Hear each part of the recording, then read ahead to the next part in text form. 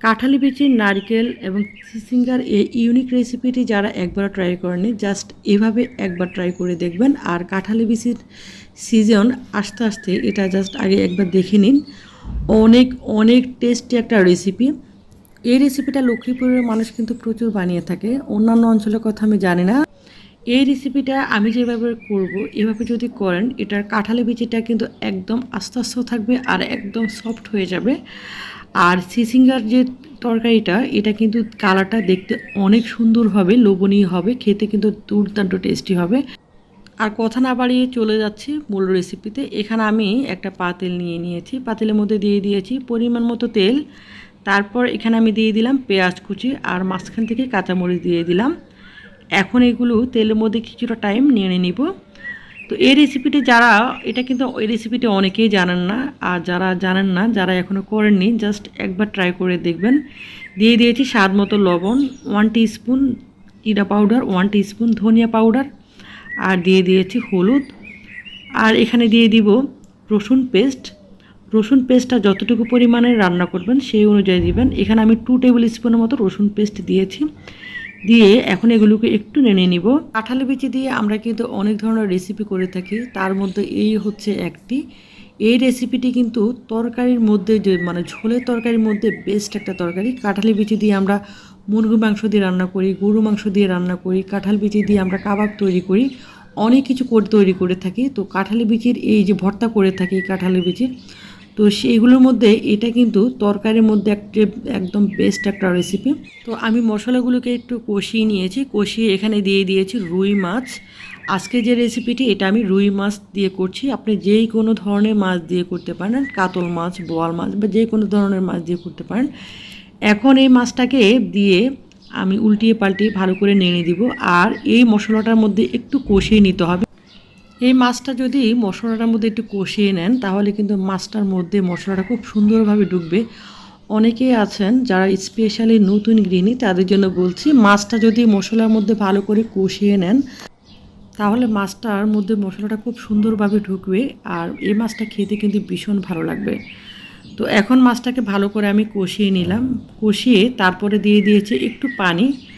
পানি দিয়ে তারপর এটাকে ভালো করে কষিয়ে নিতে হবে। আর এই মাছটাকে এমনভাবে কষিয়ে নিতে হবে যেন মাছটা 100% কষানোতেই সিদ্ধ হয়ে যায়। এখন আমি মাছটাকে উঠিয়ে নিলাম। আর এখানে নিয়ে নিয়েছি কিছু কাঁঠালি বিচি। দেখুন এই কাঁঠালি বিচিগুলোকে আমি ভালো করে ক্লিন করে নিয়েছি। এই কাঁঠালি বিচি ক্লিন করার খুব সহজ পদ্ধতিতে ক্লিন করার একটা ভিডিও কিন্তু আমার অন্য চ্যানেলে দেওয়া আছে, আপনারা চাইলে কিন্তু ঘুরে আসতে পারেন। আশা করছি ওই ভিডিওটি থেকে আপনারা একটু হলেও উপকৃত হবেন, কারণ এই কাঁঠালি বিচিটা আমরা ক্লিন করার ভয়ে আমরা অনেকেই আছি রান্না করতে চাই না বা খেতেও আলসেমি লাগে। তো এটা কিন্তু আপনারা খুব সহজে এটা ক্লিন করতে পারেন, সেই ভিডিওটা দেখলে আপনারা একটু হলেও আইডিয়া পাবেন।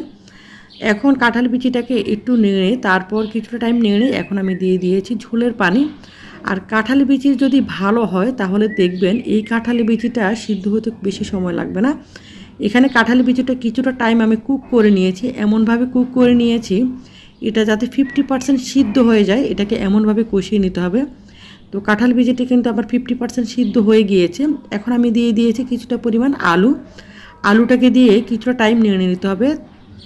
তারপর এখানে আমি দিয়ে দিয়েছি কিছুটা পরিমাণ চিচিঙ্গা। চিচিঙ্গাগুলোকে ঠিক আমি এভাবে কেটে নিয়েছি, আপনারা আপনাদের ইচ্ছা অনুযায়ী সাইজ দিয়ে কেটে নিতে পারেন, আমি এভাবে কেটে নিয়েছি। এখন এই চিচিঙ্গাগুলোকে দিয়ে ভালো করে উল্টিয়ে পাল্টিয়ে নেড়ে দিয়ে তা ভালো করে এটাকে কষিয়ে নিতে হবে এই মশলাটার মধ্যে। কষিয়ে তারপর এখানে আমি দিয়ে দিলাম ঝোলের পানি। এই ঝোলের পানিটা গরম পানি হতে হবে এমন কোনো কথা নেই, নর্মাল পানি দিতে পারেন। এখানে আমি নর্মাল যে পানি সেই পানিটাই দিয়েছি। আর এখানে কিন্তু একটা জিনিস বলছি, সেটা হচ্ছে এখানে আমি কোনো লাল মরিচের গুঁড়ো অ্যাড করিনি, আপনারা চাইলে কিন্তু লাল মরিচের গুঁড়োটা অ্যাড করতে পারেন। তো আমার ঝোলের পানিটা কিন্তু অনেকটা কমে গিয়েছে। আর এটার মেইন যে স্পেশাল জিনিস সেটা হচ্ছে নারিকেল। এই যে এখন ঝোলের পানিটা যখন কমে আসবে তখনই দিয়ে দিতে হবে নারিকেল। এখানে নারিকেল বাটা দিয়ে দিয়েছি। নারকেল বাটাটা কিন্তু এমনভাবে দিতে হবে যেন নারকেল বাটাটা কোনো রকম কোনো আস্তে আস্তে না থাকে, একদম মিহি করে বেটে দেওয়ার চেষ্টা করবেন। আর যদি পারেন নারকেলের দুধও আপনারা ইউজ করতে পারেন। নারকেলের দুধ দিলে আর নারকেল বাটা দেওয়ার দরকার নেই। আর নারকেল দুধ যদি না দেন তাহলে নারকেল বাটা দিবেন, আর চেষ্টা করবেন একদম মিহি করে বেটে দেওয়ার। এখানে আমি প্রায় 3 টেবিল স্পুনের মতো নারকেল বাটা দিয়েছি।